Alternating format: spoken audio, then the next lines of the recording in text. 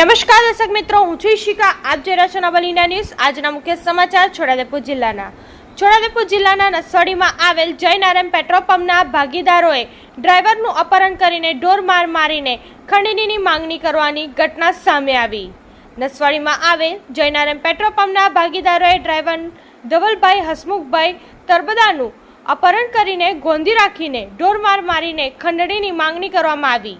ધવલભાઈ હસમુખભાઈ તરબદાના જણાવ્યા અનુસાર તારીખ 8/7/2024ના રોજ હરીશકુમાર નારાયણ દાસ કંડાણી, ધીરજભાઈ કંડાણી, સુરેશભાઈ કંડાણી, પોપટભાઈ કંડાણી પોતાની ભૂરા રંગની 4વ્હીલર કારમાં સાંજના 7 વાગ્યાના અરસામાં તેઓને બળજબરીથી કારમાં બેસાડીને અપહરણ કરીને બોડેલી તાલુકાના તાડકાછલા ગામ નજીક આવેલ જયનારાયણ જીનમાં આવેલ રૂમમાં પૂરીને લાકડી વડે ઢોરમાર મારીને જાનથી મારી નાખવાની કોશિશ કરેલ.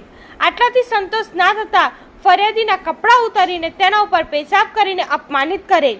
તેઓની માતા પાસે 15 લાખ રોકડાની અથવા સોના ચાંદીના ઘરેણા અથવા જમીન નામે લખી આપવાની ખંડણી માંગણી કરવામાં આવેલ.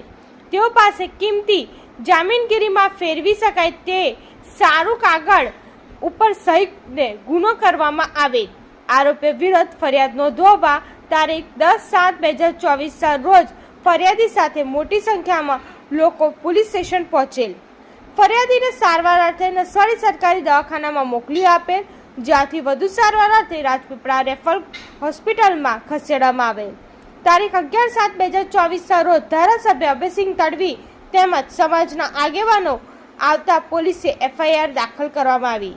4 આરોપીમાંથી 2 આરોપીને ધરપકડ કરવામાં આવી. બીજા 2 આરોપીઓ ફરાર થઈ ગયેલ છે. નસવાડી પોલીસે ગુનો નોંધીને કાયદેસરની કાર્યવાહી હાથ ધરવામાં આવી.